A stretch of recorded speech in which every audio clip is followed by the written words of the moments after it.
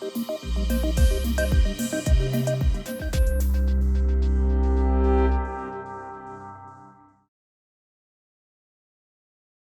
terceiro indicador relevante para a gente pensar, né, os condicionantes e desafios do Brasil no que diz respeito ao crescimento é o indicador de complexidade da cultura empresarial. Economistas de diferentes vertentes, tal como Celso Furtado ou ainda Roberto Campos, já destacaram a relevância dos fatores culturais na dinâmica empresarial e no crescimento brasileiro. Esse indicador, né, ele mede o impacto das dimensões culturais e é cada vez que é, na verdade, o aspecto cada vez mais relevante na análise dos fluxos, né, de investimento.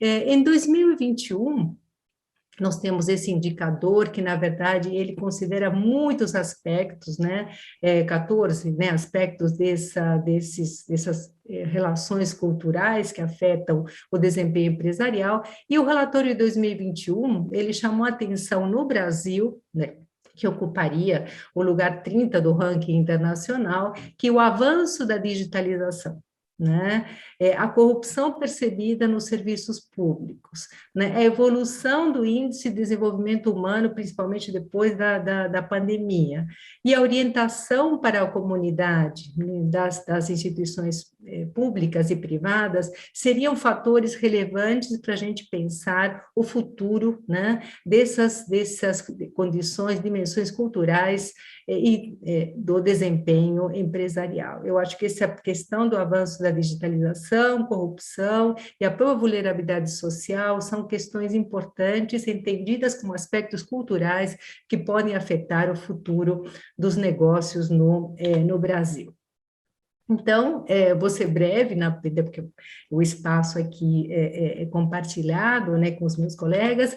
Eu considero que a retomada do crescimento econômico no Brasil, ele, ao considerar o contexto global e as assimetrias, né, que o Brasil revela do ponto de vista do posicionamento global, né, o contexto competitivo em que, na verdade, as inovações elas estão marcando o futuro dos negócios, alterando radicalmente o futuro dos negócios. E o contexto macro, em que os desafios da pandemia, né, estão se fazendo notar, seja do ponto de vista do desemprego, seja do ponto de vista da inflação, nós temos que pensar, né, seriamente uma agenda na qual a qualidade do investimento, né, principalmente do investimento inovador, e a governança empresarial pautada, né, por diretrizes, né, voltadas para as questões sociais e ambientais sejam consideradas. Então, nós temos realmente desafios, né, para fazer negócios no Brasil, né? Fazer negócios no Brasil é questão-chave, né, para o crescimento. Então, nesse sentido, uma agenda, né, mais ampla, né, sob o paradigma da complexidade, deveria impulsionar a inovação sistêmica, acelerar as reformas econômicas, enfrentar aspectos culturais desafiadores e promover a governança empresarial nos moldes, né, da novas diretrizes voltadas para as questões sociais e ambientais. Então, eu encerro por aqui, agradeço a oportunidade e passo a palavra, então, para o professor Luiz Carlos Barnabé. Obrigada.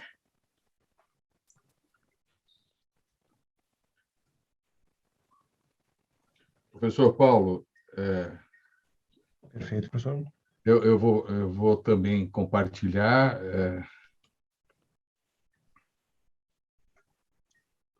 O botãozinho de share screen está habilitado para o senhor, professor? Tá sim. Uhum.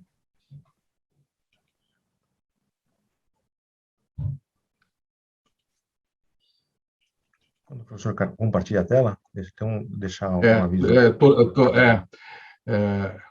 Acho que eu estou tentando conseguir. Já está aparecendo. Ótimo, ok. É que como eu estou... Tá integral ou não? Ah, entendi. Está com duas telas, né? Se o senhor clicar ali em exibir configurações, lá em cima, na parte superior do slide. Me ajuda aqui no exibir. Exibir configurações, tem uma flechinha para baixo, certo? Exibir configurações. Isso. Estou vendo. Não, Tem porque um o senhor está com vídeo. duas telas, correto? Uma é a tela Estou com duas principal que o senhor telas. gostaria de projetar. Não, E a eu queria outra, trocar. isso, para trocar, na tela de controle do senhor, que não é a tela que o senhor gostaria de projetar, tem uma barra que tem três Participantes. botõezinhos. Um deles é exibir configurações. Espera aí, tá. Achei os Tá? 3 botãozinhos. É, aonde que está a configuração aqui? Então, mostrar barra de tarefas é um. À direita de mostrar barra de tarefas está exibir configurações.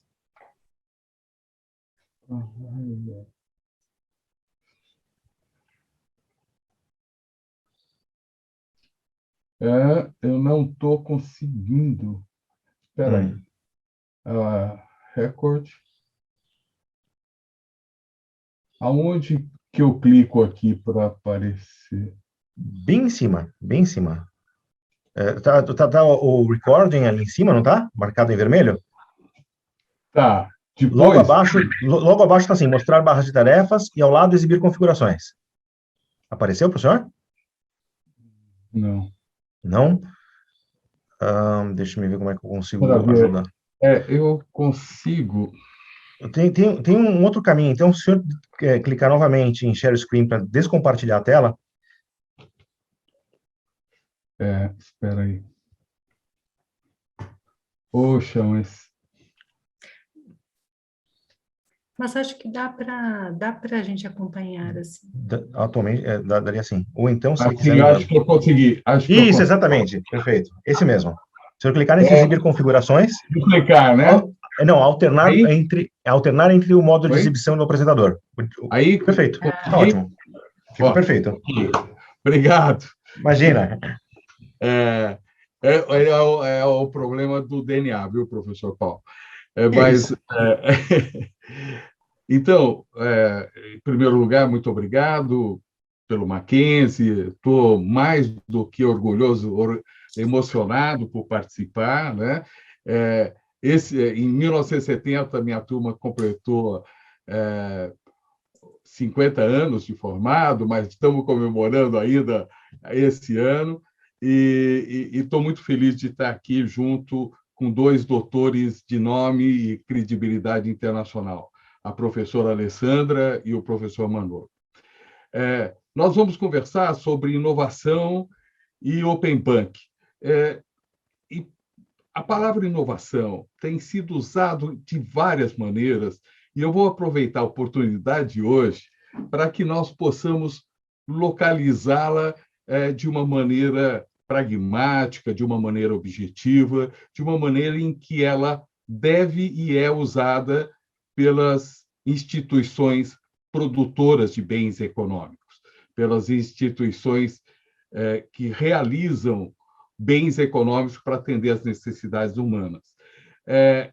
E aí eu gostaria de ir buscar um fator de produção, um recurso produtivo, citado pelo cientista, indicado pela professora Rommel, porque todos os economistas já sabiam, e muitos outros que não eram também, que o conhecimento era um fator de produção tão importante quanto o trabalho, quanto os recursos ecológicos, mas Rommel conseguiu comprovar que o conhecimento é um fator de produção cientificamente. E eu gosto de considerá-lo como a mãe. É um fator de produção que é a mãe da inovação. Claro que não se gera inovação só com conhecimento, mas o conhecimento é essencial. Sem conhecimento, não tem inovação. Portanto, é essa característica da inovação.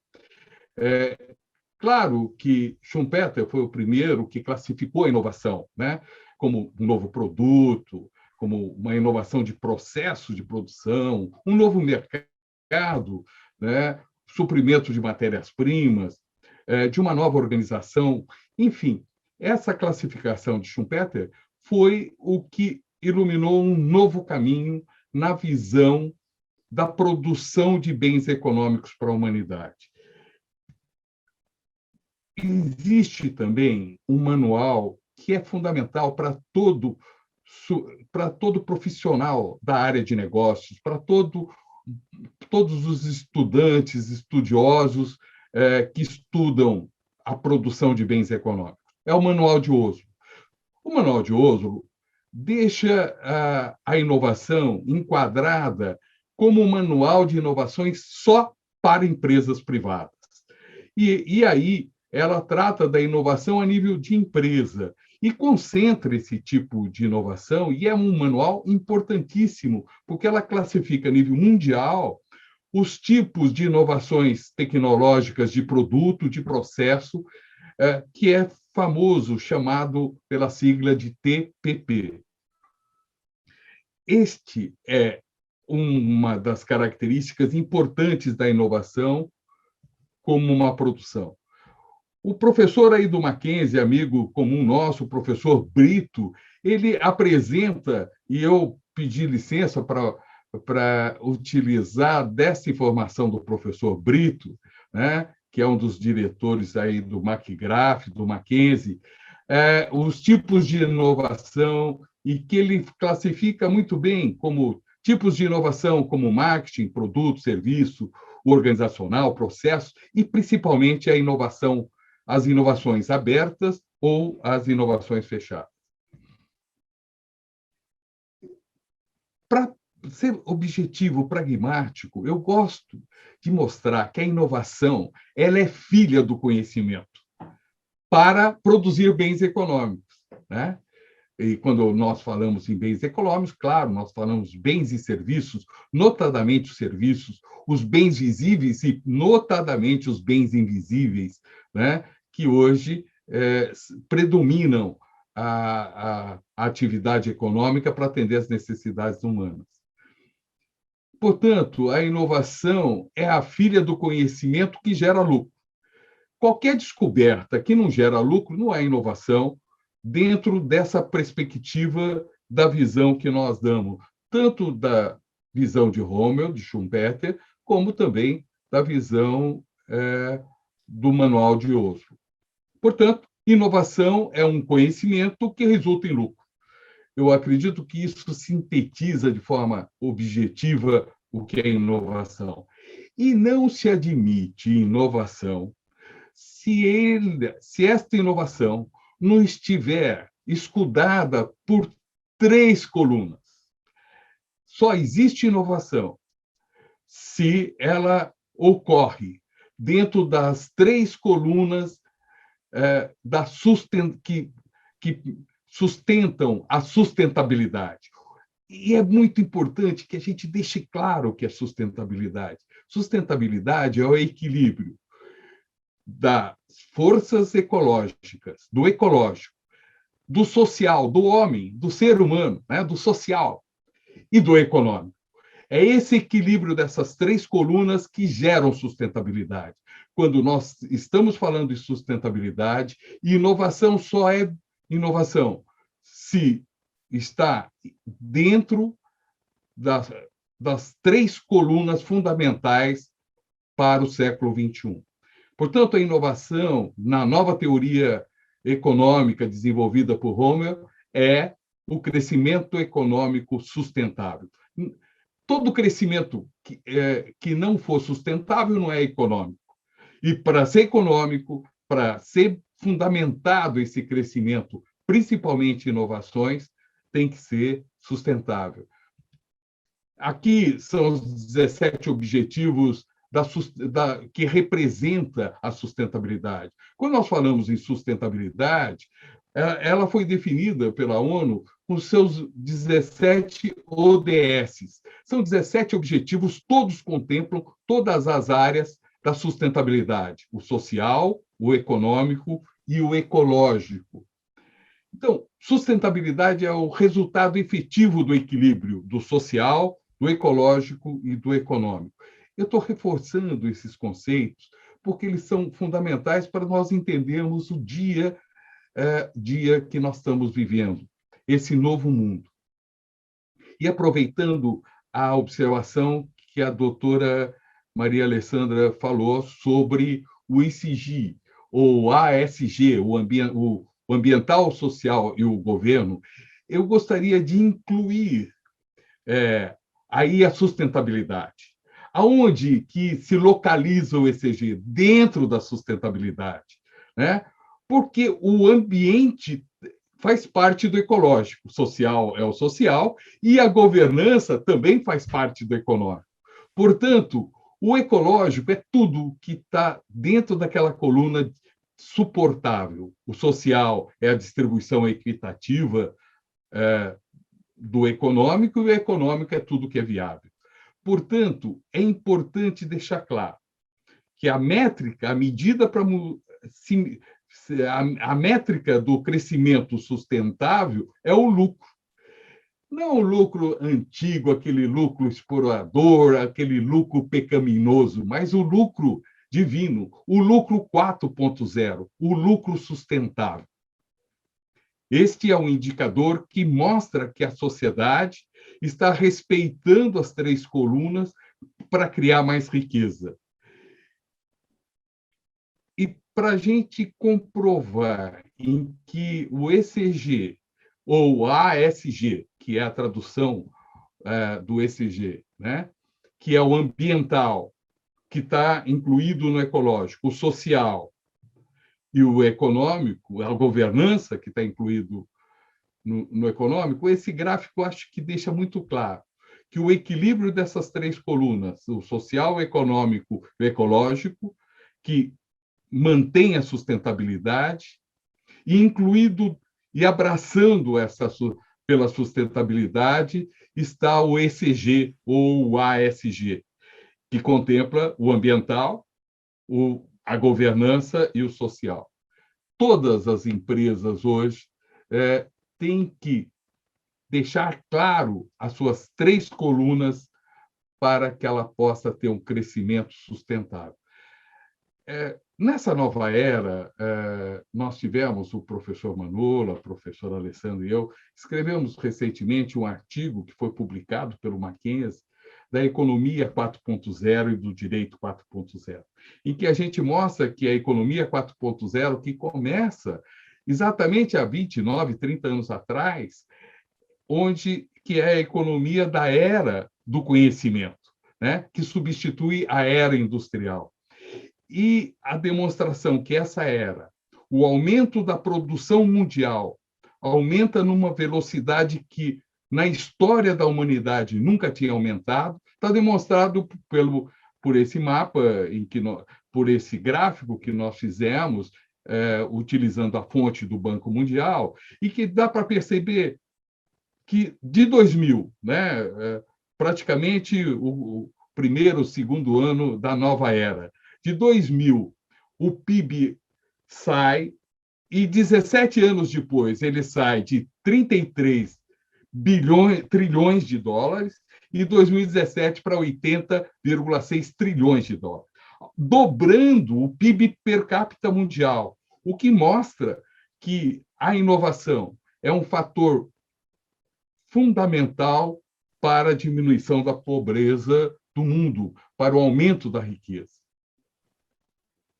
Aproveitando a observação e as informações métricas que a doutora Alessandra trouxe, nós tivemos o cuidado, e estamos estudando, e estamos desenvolvendo um artigo baseado na teoria de Homer, de 1994, que ele mostra a importância do estoque de conhecimento como gerador de inovação, e a inovação como consequência do aumento da riqueza de cada país, explicando por que um país fica mais rico e por que um país fica mais pobre.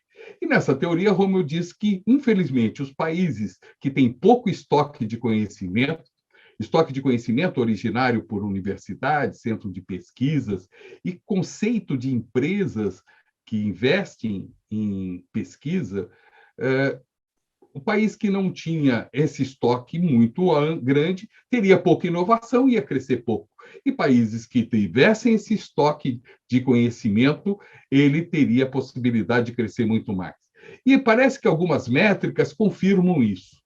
Mas o que nós observamos é que, na própria teoria de Homer, quando ele fala que o conhecimento que gera a inovação, e que o conhecimento é um bem público, ou seja, ninguém é dono do conhecimento, fez com que nós tivéssemos uma esperança para os países subdesenvolvidos. Porque se o conhecimento não tem dono, mesmo ele sendo desenvolvido no Vale do Silício, brasileiros, empreendedores, na visão de empreendedorismo de Schomer, os empreendedores brasileiros, essa juventude que vem com poder de empreendedorismo muito grande, poderiam utilizar desses conhecimentos gerados nos grandes centros e transformá-los em inovação.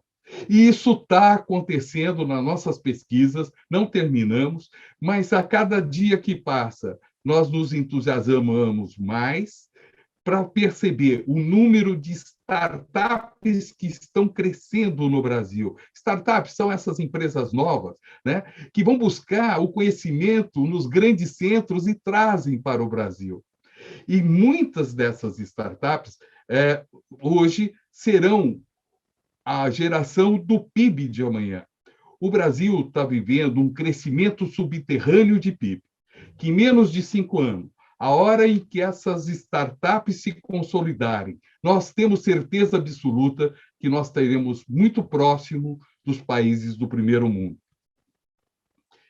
Uma dessas startups é uma empresa brasileira chamada Criotech, que venceu, inclusive o professor Manolo, eu, a professora, nós damos orientação para essa empresa, uma empresa da Universidade de Brasília, e foi campeã mundial por uma nova tecnologia, por um conhecimento que virou lucro e vai virar muito lucro, que é o desenvolvimento de uma tecnologia da nanotecnologia. Claro que a nanotecnologia surgiu nos países desenvolvidos, mas pesquisadores, cientistas brasileiros a trouxeram para o Brasil. Lá, o grande cientista da Universidade Nacional de Brasília. E trazendo para cá, ele desenvolveu uma inovação que realmente trouxe para a empresa dele, a empresa do grupo dele, o primeiro lugar do mundo recentemente. Porque essa nanotecnologia, que foi utilizada em mais de 130 produtos agrícolas, aumentou, em alguns casos, 40% da produtividade, sem aumentar 1 metro de hectare de terra, aumentando 40% a produtividade. Claro que essa só é uma das startups brasileiras que está aumentando e vai aumentar muito o PIB do Brasil. E agora vamos falar um pouquinho de uma outra área do Brasil que nós temos muito orgulho, que nós estamos um dos primeiros do mundo em tecnologia, são os bancos. A nossa estrutura bancária deixa todos os países do mundo admirados pela sua estrutura, pela sua solidez e pela sua competência tecnológica. É verdade que esse desenvolvimento desses 5, 10 últimos anos, principalmente 5 últimos anos, foi arrebatador. Acompanhou uma velocidade que nunca se imaginava. E é bom a gente deixar claro, porque, como é um tema novo, um assunto novo, as pessoas, por exemplo, não sabem qual a diferença de um banco digital para um banco digitalizado. As pessoas não sabem que o primeiro banco digital do planeta Terra foi um brasileiro. Foi um banco digital feito pelo Brasil, coordenado pelo ex-ministro Meirelles, quando ele fazia parte de um grupo de empresários e criou o primeiro banco digital do planeta Terra, chamado Banco Original. O que é um banco digital? É um banco que não tem agência. E foi o primeiro banco digital brasileiro, um brasileiro, que é o Banco Original, e que serviu de modelo para muitos outros bancos nesse mundo todo. E é importante nós sabermos a diferença de banco digital e banco digitalizado. O Bradesco é um banco digitalizado, procurando ser um banco digital, não deu conta ainda, mas procurando. O Itaú é um banco digitalizado. Todos os bancos que têm agência são bancos digitalizados. O Banco Original é um banco digital. E agora, recentemente, nesses 2 últimos anos, com alguns jovens com a visão e com a cognição do século XXI, com a cognição digital, assumiram o Banco Central do Brasil. O atual presidente, o neto do professor Roberto Campos, e toda a sua diretoria, com uma nova visão, eles estimularam e desenvolveram as que nós chamamos de fintechs financeiras, né? E que está se disseminando no Brasil com uma tecnologia, com uma experiência que nunca se imaginava, né? E além das fintechs financeiras, que fazem o que os bancos fazem sem o custo da estrutura de um banco, viabilizando e agilizando esse sistema de uma maneira muito rápida. Além disso, existem outros tipos de fintechs, como seguradoras de saúde e muitas outras que utilizam esse termo. E a grande maioria são startups, né? Por falar em startups, é outra coisa que nos traz com muita esperança do Brasil nessa decolagem. O Brasil, em 2018, não contava com nenhuma startup unicórnio. O que é unicórnio? É uma startup, é uma empresa nova, de menos de 2, 3 anos, que passa a valer $1 bilhão. Hoje, no mínimo, $1 bilhão. Hoje, o Brasil, em 2 anos e meio, não completou 3 anos, em 2 anos e meio, hoje o Brasil tem 17 startups que valem mais e muito mais que $1 bilhão, produzindo PIB, e vão produzir cada vez mais PIB. Esse PIB que eu chamo de PIB subterrâneo, que a hora que aflorar em menos de 5 anos, o Brasil passará a crescer mais do que a China. Eu tenho convicção disso e convicção fundamentada nas startups brasileiras. Nós falávamos daquela empresa que ganhou o prêmio mundial. Um estudo feito de 4 produtos por mim, pelo professor Manolo, nós verificamos que, em 5 anos, o PIB agrícola do Brasil aumentaria em 10% de uma só dessa startup, dessas startups que nós estamos falando. Pois bem, o Open Bank, é um sistema financeiro aberto, feito pelo Banco Central, para aumentar a autonomia e a liberdade do tomador de dinheiro. Não funcionou muito porque a cultura do brasileiro era diferente de quem fez essas normas, né? O empresário brasileiro não gosta de mostrar o quanto que ele tem de crédito num banco, porque ele, às vezes, consegue um crédito de 10 num banco e no outro banco de 12. Na realidade, a empresa dele, no máximo, conseguiria um crédito de 12, se os 2 bancos soubessem da estrutura. Então, não contando para os bancos a estrutura, ele consegue um crédito maior dentro das limitações de crédito feitos pela insegurança jurídica do Brasil. E é por isso que nós pagamos os maiores juros do mundo, é por isso que o nosso crédito ainda, em relação aos países desenvolvidos, é muito limitado. Mas, mesmo assim, nós acreditamos que, com o advento dessa multiplicação e com as mudanças que serão impostas de segurança jurídica no campo financeiro, essas amarras do crédito serão retiradas. E gostaria de terminar aqui deixando 3 questões, claro que não vamos discutir hoje, mas para vocês colocarem nas suas pesquisas, nas suas questões. São 3 questões muito atuais, que vão influenciar no crescimento de muitos países do mundo, inclusive do Brasil. A primeira grande questão é quais serão as mudanças do fluxo monetário. O fluxo monetário é todo aquele fluxo por onde passam a moeda e o crédito. Quais serão a mudança desse fluxo monetário no Brasil e no mundo? Após a emancipação do blockchain. O que o blockchain vai influenciar em mudanças radicais nas moedas do mundo todo? Essa é uma pergunta que tem que ser percebida por qualquer executivo do século XXI. E a outra questão que nós vamos deixar, mais duas outras questões, é como o tempo real, o mundo digital e com 5G, o tempo real vai ficar muito próximo do que ocorre. As decisões de política econômica vão ter que mudar radicalmente. Hoje, as decisões de política econômica são tomadas baseadas em informações do passado, né? De 6 meses atrás, de 1 ano atrás. Com o tempo real, as decisões vão ser tomadas em cima de métricas que ocorreram há 5, 10 minutos atrás. Claro que isso terá profundas mudanças em políticas econômicas nesse novo mundo digital, nesse mundo da era do conhecimento. E, por fim, deixar a última pergunta e talvez a mais complexa. O que é metaverso? O que é metaverso? E como ele pode influenciar essa nova economia 4.0? Muito obrigado. Passo agora a palavra para o professor Manolo.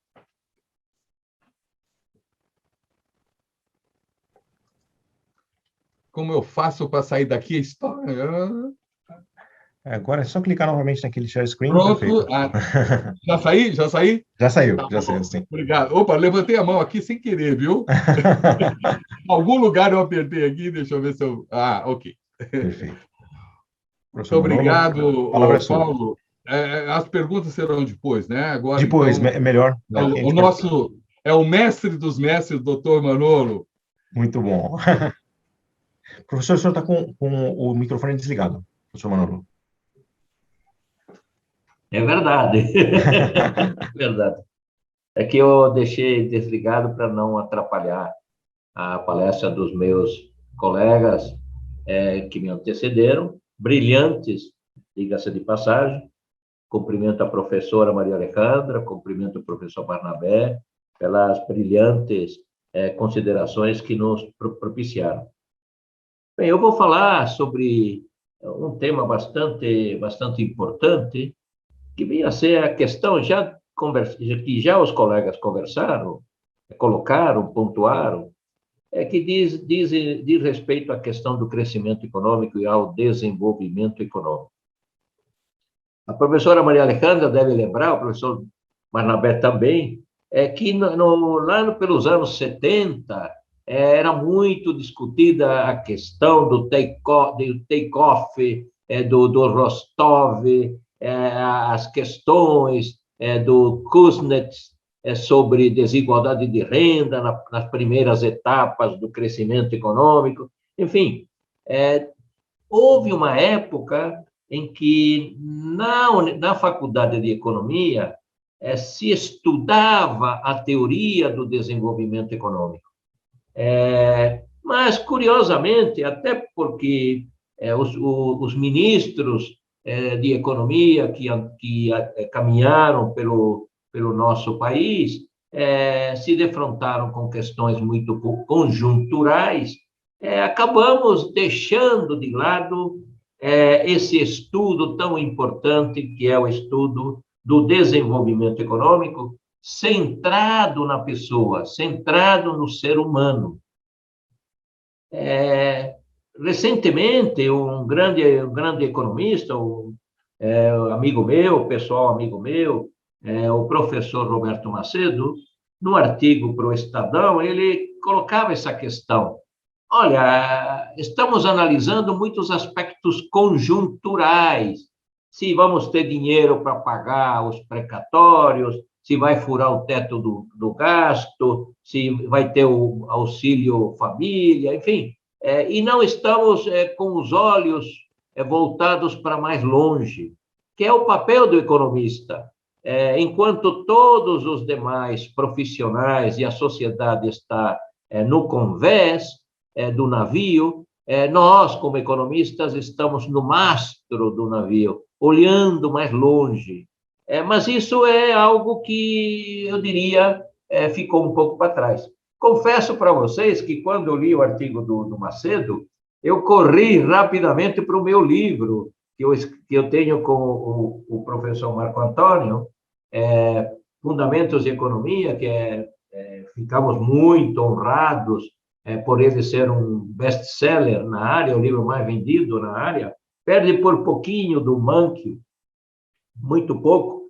Aí fui correndo ver se nós tínhamos um capítulo sobre desenvolvimento econômico. Eu tinha certeza que estava ali no livro inseridos esse capítulo. E confirmei, opa, de fato nós nos preocupamos com a questão do desenvolvimento econômico. As teorias deixaram de ser, eu diria, mudaram de nome. Não se falou mais do desenvolvimento econômico. Sabemos que o crescimento econômico está forte centrado na acumulação de capital físico, na acumulação de capital humano através da educação e também das inovações tecnológicas, que meus dois colegas anteriores muito bem salientaram o papel da inovação numa linha schumpeteriana. Em outras palavras, não sabemos muito bem qual é a mecânica do crescimento econômico. Sabemos da importância dessa mecânica, desses fatores, capital físico, humano e inovação. Mas, e temos também na nossa Constituição, no artigo 170, um artigo com uma série de incisos que é totalmente desconhecido nas faculdades de economia. Parece que a Constituição é algo dos advogados, é algo dos tribunais, é algo dos juízes. Está muito clara o que devemos, qual é a ordem econômica no Brasil.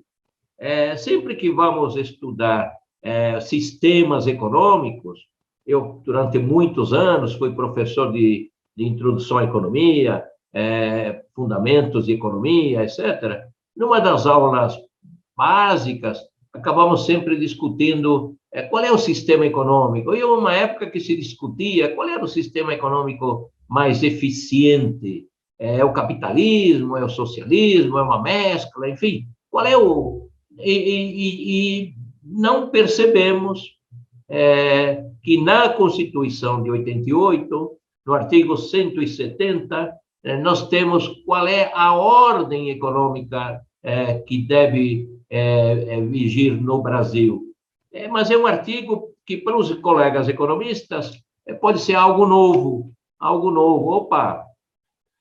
O que está escrito nesse artigo de tão importante? É que todos os agentes econômicos, consumidores, empreendedores, a sociedade em geral, deve levar a questão econômica em prol da dignidade da pessoa humana. A dignidade da pessoa humana, a valorização do trabalho, as questões relativas à liberdade econômica, as questões relativas ao direito de propriedade, questões relacionadas com o meio ambiente, com a defesa do consumidor, enfim, tudo aquilo que está relacionado com a dignidade da pessoa humana e tudo aquilo que cerca essa pessoa humana. Essa é a nossa ordem econômica. Voltar, e no artigo 3º da Constituição, encontramos algo muito, muito positivo, muito direcionado, que é a questão de que devemos lutar, batalhar em prol de políticas públicas que nos levem a uma melhoria permanente na dignidade da pessoa humana.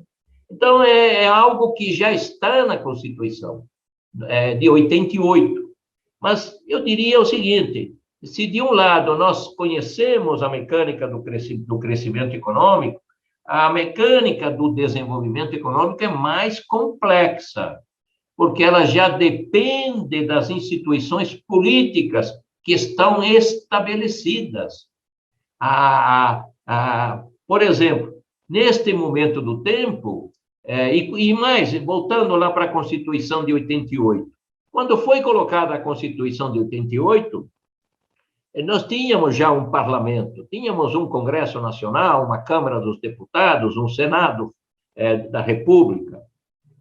Só que ali o professor Barnabé participou desse processo, ele foi constituinte dessa Constituição de 88, e ele sabe que lá os políticos, através da área política, que nós temos que criar instituições econômicas inclusivas. Instituições econômicas inclusivas. E o que nós observamos, não só no Brasil, mas em outros países? Qual é a grande dificuldade para ir pouco a pouco avançando na trilha do desenvolvimento econômico? É que aqueles que detêm o poder do orçamento, ou seja, alguém se apropria do orçamento. O orçamento público, o orçamento da União tem dono. Ele já tem dono. Quando a Constituição de 88 veio, já tinha dono o orçamento. E é uma luta contínua de décadas para que políticas públicas no orçamento federal, políticas públicas no orçamento do estadual, políticas públicas no orçamento municipal sejam votadas e colocadas em prática. Mas não sobra dinheiro. Não sobra dinheiro porque vivemos numa economia com instituições políticas extrativistas. Elas se apoderam do orçamento e não sobra para ninguém. Vocês acham que não há dinheiro para o auxílio família de 300, 400 reais? É claro que há. Só que a colocação é diversa. Olha, eu já distribuí e depois que eu distribuí não me sobra nada. Ora, aí não sobra mesmo. Qual é a ideia básica? A ideia básica é que as instituições políticas devessem incluir os mais variados representantes da sociedade e discutir o orçamento com esses variados segmentos da sociedade, antes dele ser distribuído para um restrito e pequeno grupo, um restrito grupo de abençoados, né, que recebem as benesses políticas na distribuição do orçamento. Ou seja, os orçamentos têm dono. E como é que nós vamos chegar na dignidade da pessoa humana? Como é que nós vamos criar o desenvolvimento econômico? Temos que mudar essa maneira de se discutir, de se avaliar o orçamento público nos mais variados setores sociais, nas câmaras de vereadores, nas assembleias legislativas e no Congresso Nacional. É um grande problema que nós temos. Precisamos de políticas públicas inclusivas cada vez maiores, porque temos, infelizmente, crescido muito pouco nesses últimos anos. De 10 anos para cá, nossa média de crescimento é perto de 0,8%. Estamos terminando, graças ao Criador, saindo dessa terrível pandemia. Nos espera um ano de 2022, falando do ponto de vista conjuntural, muito, muito ruim. Provavelmente não vamos crescer, a probabilidade de não crescimento é muito grande, de estagnação com inflação é muito grande, e não temos espaço, não temos dinheiro para a realização das políticas públicas tão necessárias para focar o desenvolvimento no ser humano, na pessoa humana. E é nesse sentido que estamos contribuindo com a teoria do capitalismo humanista. É uma teoria criada pelo professor livre-docente da PUC São Paulo, Dr. Ricardo Sayegh, um advogado, junto com o professor Wagner Barella, também professor da PUC São Paulo, que é titular da cadeira de Direitos Humanos, e nós, do Capitalismo Humanista, eu sou vice-presidente do Instituto do Capitalismo Humanista, nós temos o foco, que é a pessoa humana. Nós temos um foco, a criação de políticas públicas para não deixar ninguém para trás. Esta é a mensagem que eu tenho a dar para vocês, jovens economistas e de outras áreas do conhecimento, para que pensem sempre que o ser humano, a pessoa humana, a dignidade da pessoa humana está acima de qualquer outra variável que, mesmo que ela seja importante, será menos importante para nós como seres humanos que somos. Então, eu quero manifestar minha alegria, o orgulho de estar participando deste fantástico evento, junto com meus queridos colegas que me antecederam.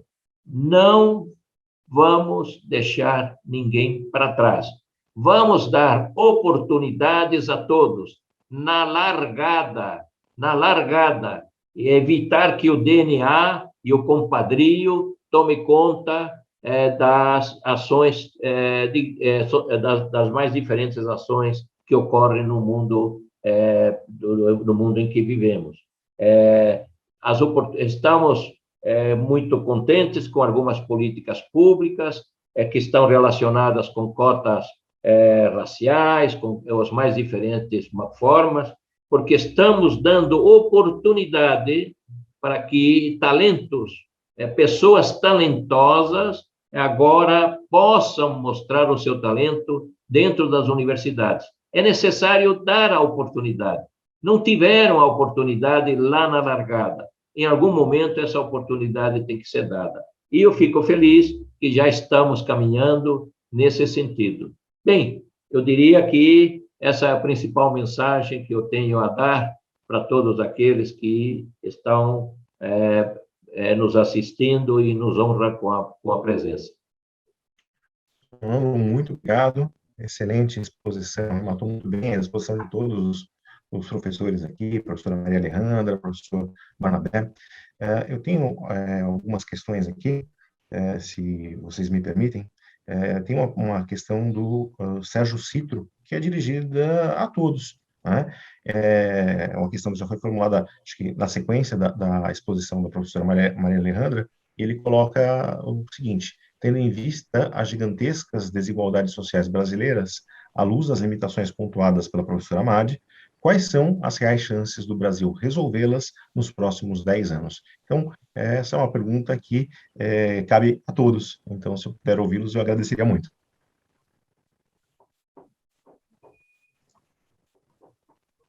Professora. Está sem voz, agora sim. Não sei, o professor Barnabé quer começar? Não, professora, as meninas sempre vêm. Então, agradeço a pergunta. Eu acho que eu insistiria, de fato, em 2 pontos. Um deles a gente, primeiro, tem que, via políticas públicas, via políticas industriais, eu acho que nós temos, de fato, que repensar seriamente a questão do investimento com inovação. No Brasil, né? Nós temos que realmente diminuir as assimetrias, né? Diminuir essa assimetria que está se consolidando em relação a outros países do mundo no que diz respeito à complexidade econômica, né?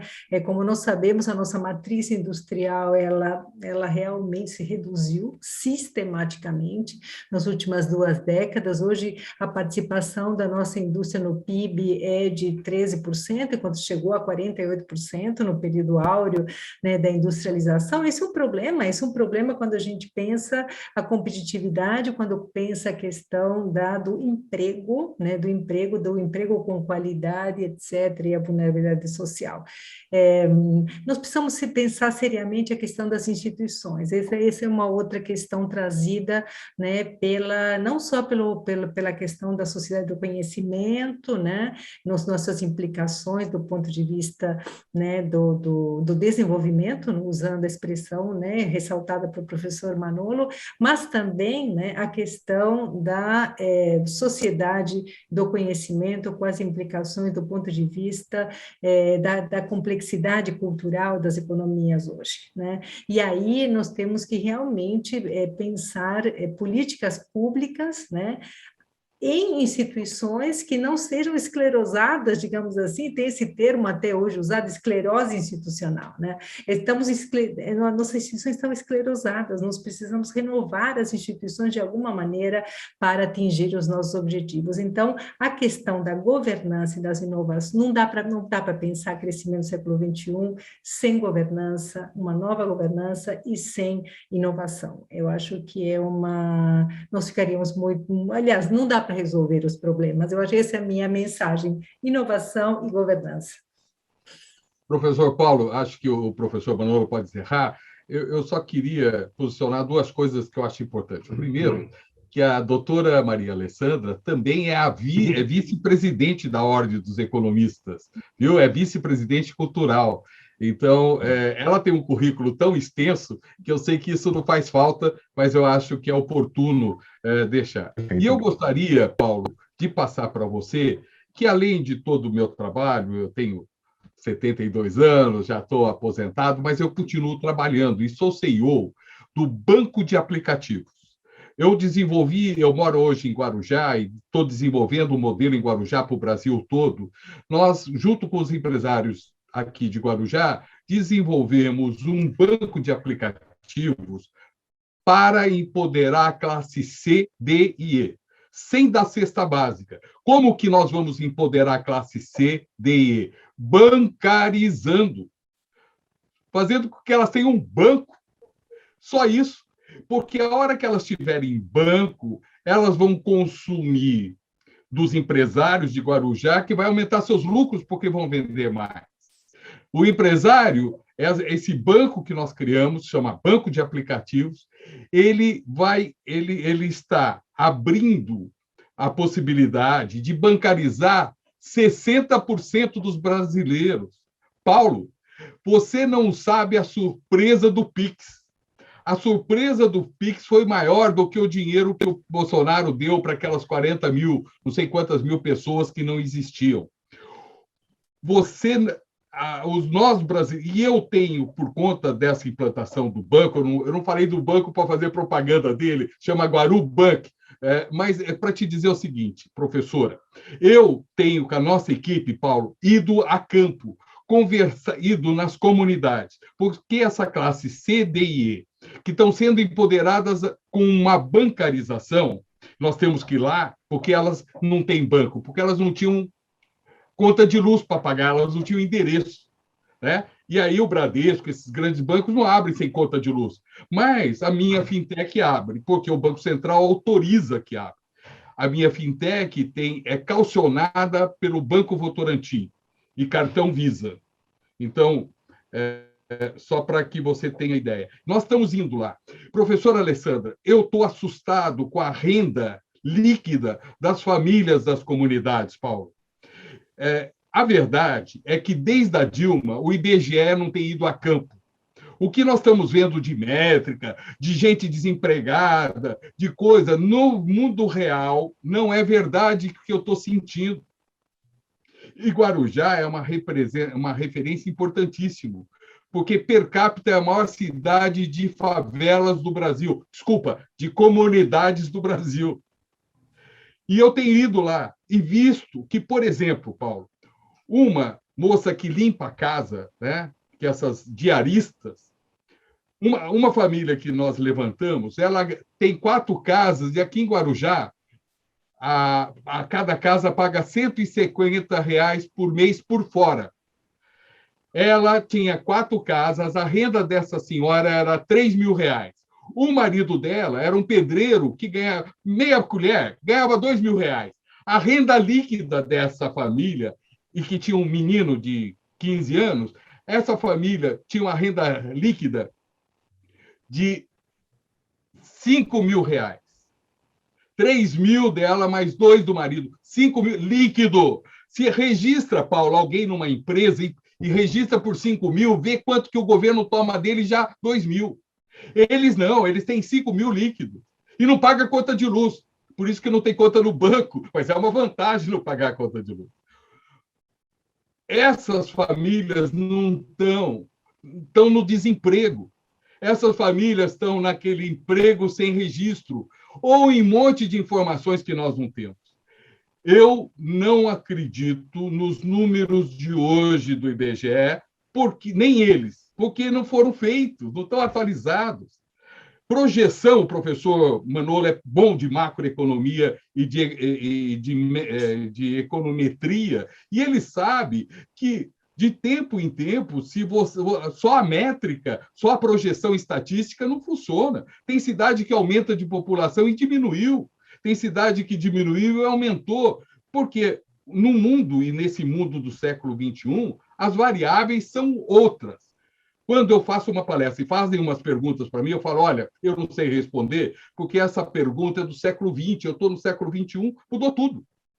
Desculpa, é só para dizer para o nosso amigo que para ele não ficar muito preocupado com a distribuição de renda, porque o Brasil vai na comunidade, vai fazer a pesquisa do IBGE, e aí vamos começar a discutir isso, não ideologicamente, mas vamos discutir no mundo real, né? Se os números que aparecem na mídia fossem verdadeiros, todo dia os supermercados seriam saqueados e não estão aumentando as vendas. O PIB está baixando, mas os tributos estão subindo. Veja a incoerência, Paulo. Aumentou o tributo em 12%. O tributo é cobrado, que é um roubo, por sinal, no Brasil, ele é cobrado daquilo que é produzido. Se o tributo aumentou, aumentou o PIB. Né? É verdade que esse PIB mostrado é do passado. Então, nós temos que realinhar o raciocínio de número do século XXI. Ter a cognição digital. Não dá para ter cognição analógica. Mudaram-se os tempos, mudaram as variáveis. Professor, muito obrigado, professor. Professor Mauro? Não, eu diria que os colegas me antecederam, já deram boas respostas, podemos passar para outros. Então, tá bem. Eu vou colocar um conjunto de 3 questões, né, e elas têm ordens, né, que ela tem um caráter, mas mais pragmático. Uma segunda questão que passa a essas dos três convidados, e uma terceira que é muito pessoal, é bastante importante para os nossos participantes, nossos.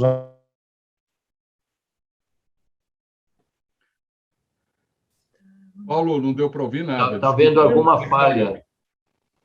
Está vendo alguma falha? Acho que deu alguma falha.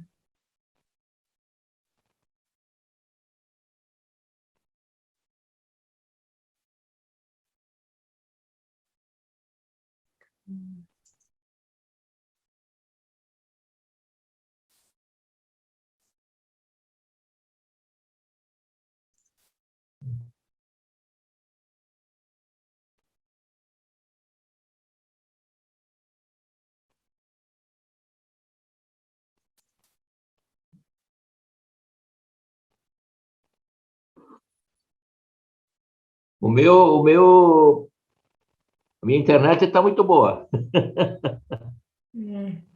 Eu acho que foi a... Acho que é o Julián teve problemas.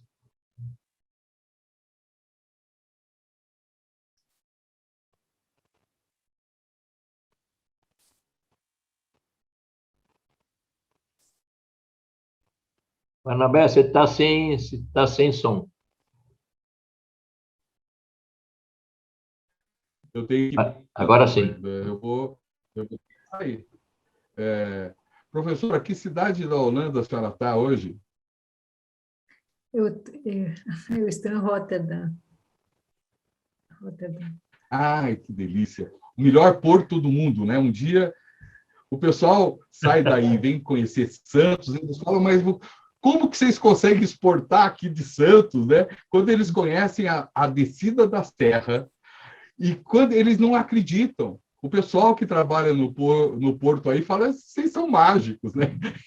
Não, são mágicos, realmente. Passou... O porto é muito, realmente é silencioso, você não ouve nada, os navios vão passando, os cargueiros vão passando, não ouve nada, nada. Muita organização e muita loucura. Digitalização, eu acho, muita digitalização no porto aqui, de Roterdã. Gente, eu acho que nós ficamos sozinhos na sala, eu vou ter que sair. Professora, brigadão. Você realmente é uma grande líder nossa, né, professor Manolo? Oh, E estamos excelente. muito felizes com essa parceria. Você está conduzindo muito bem essa. E eu acho que logo, logo nós vamos ter Acho que mais coisas com a Mackenzie. Espera aí, o Paulo está dando peraí alguma que o mensagem? Paulo está dando uma professora Scaí. Coitado.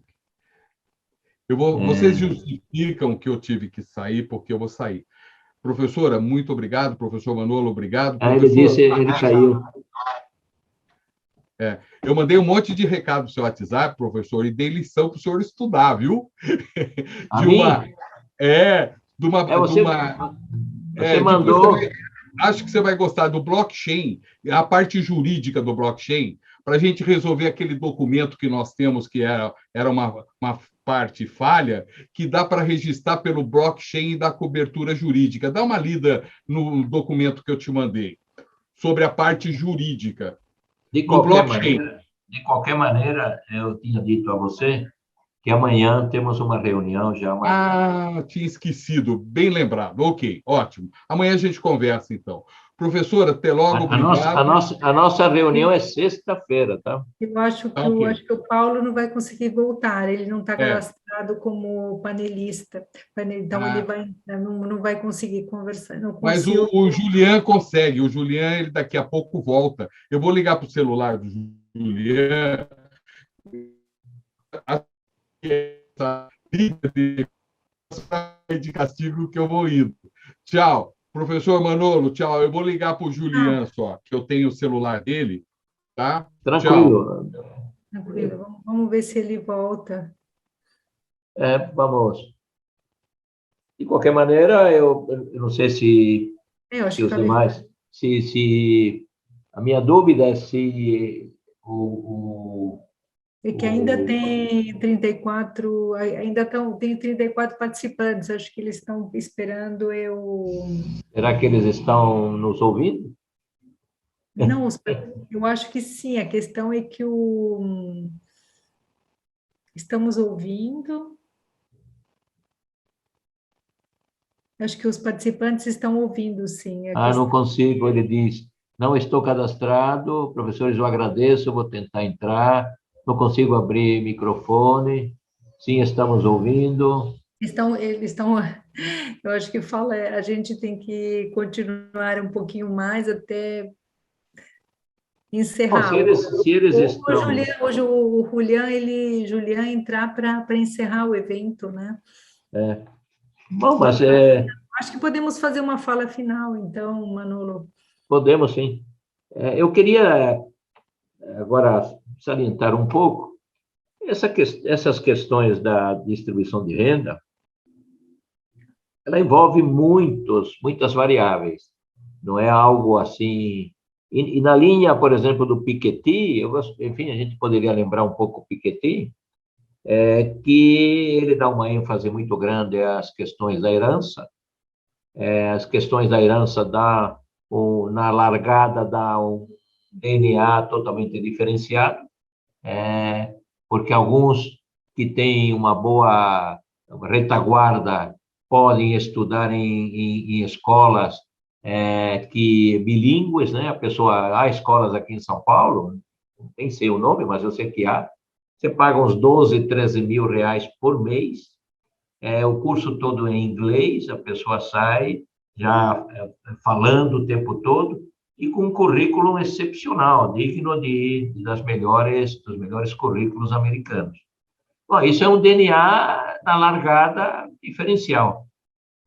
Nós temos milhões e milhões de pessoas que estão bem abaixo da linha da pobreza, temos uns 65 milhões de pessoas que se dizem fortemente endividados, e é claro que o número de pessoas que têm uma propensão marginal a consumir abaixo de 1 é muito pequena.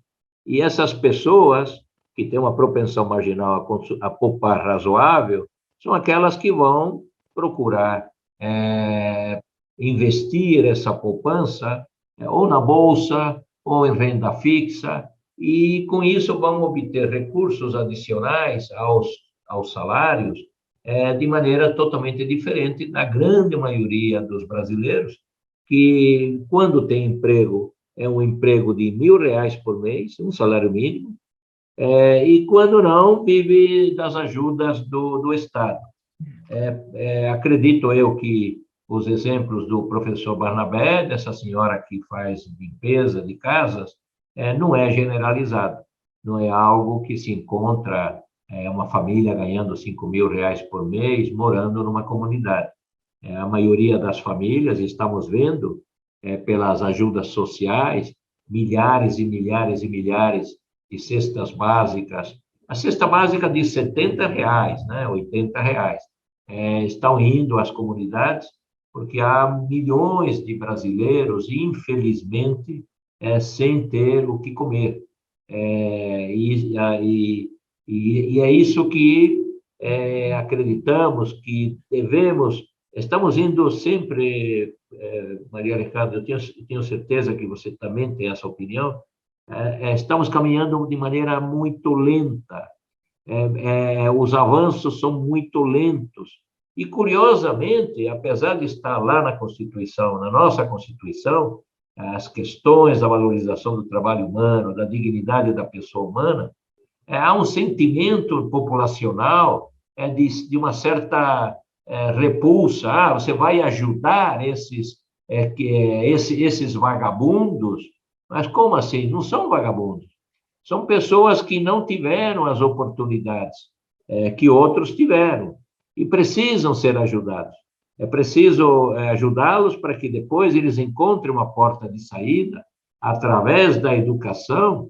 Às vezes, nem eles conseguem essa porta de saída, mas conseguem abrir essa porta para os filhos. Há um conjunto de pessoas fantásticas nesse nosso Brasil, que mesmo num nível de pobreza bastante elevado, ingressaram nas faculdades, estão com título de bacharel numa determinada profissão, porque tiveram a oportunidade. Os pais não tiveram, mas deram a oportunidade para os filhos. Isso é uma coisa muito bonita, que toda a sociedade seja levada a esse bem comum, que é melhorar o nível de vida dessas populações. Não merecem viver da maneira que vivem, não merecem. O Brasil é um país muito rico, mas, como eu disse antes, grupos políticos se apoderam do orçamento e são extremamente extrativistas, né? Não, eu concordo, essas referências que você introduziu agora no nosso debate, do Piketty, principalmente, elas trazem à tona realmente esse modo de distribuição de renda hoje no capitalismo, né, contemporâneo, e como as heranças, né, elas vão, esse legado, né, ele acaba influenciando essas relações intergeracionais. Mas, claramente que no Brasil nós temos uma desigualdade de renda muito grande. De fato, eu concordo com o professor Barnabé que nós precisamos de novas métricas, porém, eu também desconfio da métrica de que nós não temos problemas na distribuição de renda, ou que a renda das famílias ela está, digamos assim, num nível que permita realmente um bom consumo, isso já foi mostrado pelo Diese, o salário mínimo não vem mais crescendo, está incompatível com as cestas básicas de consumo, nós temos o Diese. Agora, realmente é uma questão que a sociedade tem que resolver, né, Manolo? Porque, por exemplo, comparando com alguns dados da Holanda, né, mais recentes que eu tive acesso, a diferença entre um CEO de uma empresa e um gerente de uma empresa na Holanda é de 6, 7 vezes. No Brasil, entre um gerente e um CEO, pode chegar a ser 80 vezes, né?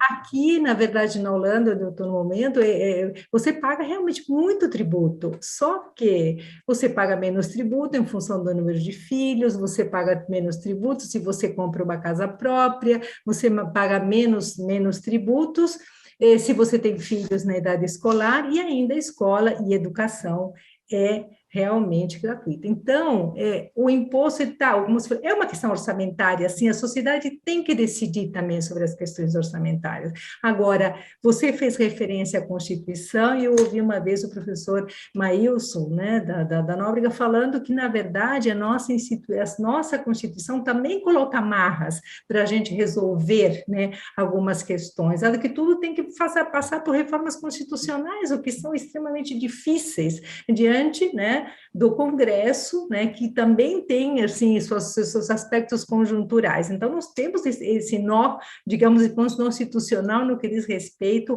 a mudanças que a sociedade tem que resolver, porque, comparado a outras sociedades, nós estamos realmente, inegável que nós temos grandes problemas. Em São Paulo, temos muitas pessoas mexendo no lixo hoje, buscando comida no lixo, buscando cartões no lixo para vender e achar algum dinheirinho, digamos assim, para comprar comida. Claro que esse problema, como eu estou vendo no chat, é geral na América Latina, é um problema estrutural, já estudado, né, Celso Furtado, né, de maneira clássica, mas piorado depois da pandemia, porque nós estamos indo no processo que o Banco Mundial dizia que a pobreza parecia que estava diminuindo, lentamente estava diminuindo, mas nós realmente voltamos a indicadores bastante preocupantes. Então, eu acho que há um problema assim, orçamentário relacionado ao problema institucional e é um problema social. A sociedade tem que se sentir mais responsável, digamos assim, pelo seu futuro. Senão, a gente está realmente abandonando a própria sorte. Enfim, eu acho que é uma questão importante para os economistas pensarem. Acho que já os economistas se debruçaram sobre isso, né, Manolo? Eu lembro, fiz meu mestrado sobre o Roberto Campos, a década de 50, a década de 60, foram décadas muito relevantes do ponto de vista da discussão do desenvolvimento, né, dos economistas, mas realmente nós ficamos em questões conjunturais, muito centrados em questões conjunturais. Então, chegou o momento de dar virada, né, da virada. Vamos chamar vamos promover a virada nesse convênio Mackenzie, OEB. Bom, eu creio que os nossos queridos colegas, o Paulo e o Julián, opa, voltaram. Olha que legal. Falando aqui com o Julián, finalmente eu já estava quase encerrando aqui no teu lugar. Pois é, assim, super grato aqui pelas ponderações de vocês, comentários finais foram bem importantes em relação... a gente tem um Brasil que passa fome, então acho que também a gente não pode se iludir em relação a esse tipo de coisa, né? Tem uma situação muito delicada e muito trabalho pela frente, com importantes desafios institucionais, e a gente sabe, acho que a minha colocação naquele momento em que eu caí, era justamente como fazer as modificações dada a dependência de trajetória, né? Mas acho que isso vira um bom tema para uma próxima vez, que a gente espera que seja muito em breve, que a gente possa recebê-los. Eu agradeço muito a participação de vocês. O Mackenzie vai recebê-los sempre de braços abertos, né? Inclusive para fazer uma ação explicando para os nossos alunos o que é a Ordem dos Economistas do Brasil, quais são, por que é importante participar, por que tem o Corecon, tem o Sindicato dos Economistas, tem a Ordem, o que compete a cada uma dessas instituições, né? Mas eu acho que a gente vai ter uma oportunidade muito em breve para a gente fazer isso com bastante calma. Professora Maria Alejandra, muito obrigado. Professor Manolo, muito obrigado pela palestra de vocês. Tudo de bom para vocês, hein? Tudo de bom, muito obrigada. Muito obrigada. Obrigado, até logo. Tudo de bom. Sucesso no evento. Tchau, tchau.